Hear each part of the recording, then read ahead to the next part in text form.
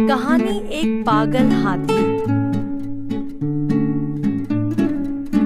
एक जंगल में दो बंदर व एक तोता आपस में मिलजुल कर रहते थे।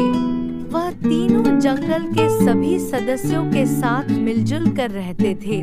दोनों बंदर ने एक दिन तोते से कहा, जाओ देख कर आओ कि अपने जंगल में सभी कुछ ठीक है कि नहीं। तोता उड़कर गया, सारे जंगल को ध्यान से देखने लगा। उसने देखा कि दूसरे जंगल से एक पागल हाथी अपने जंगल की तरफ आ रहा है।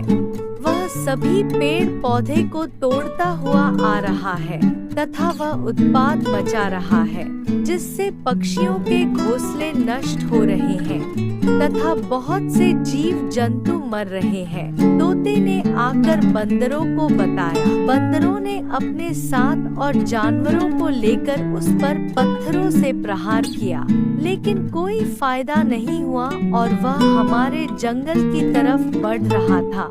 फिर अगले दिन बंदर और तोते ने अपने जंगल के सभी जानवरों को इकट्ठा किया, जिसमें हाथी, घोड़े, खरगोश, चूहे सभी शामिल हुए और आपस में विचार विमर्श किया कि हाथी को कैसे रोका जाए कि वह हमारे जंगल में नहीं आए। तभी एक समझदार हाथी ने कहा कि उसे पागल हाथी को रोकने के लिए हमें खरगोश और चूहों की सहायता लेनी पड़ेगी।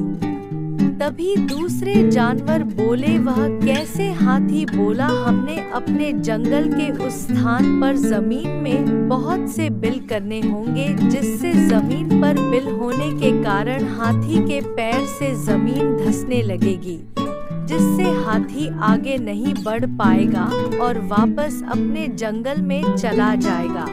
इतना सुनते ही हमारे खरगोश में चूहे बोले, हम करेंगे इस काम। हम जंगल के उस हिस्से में जमीन में बिल खोद देंगे। खरगोश व चूहे ने ऐसा ही किया।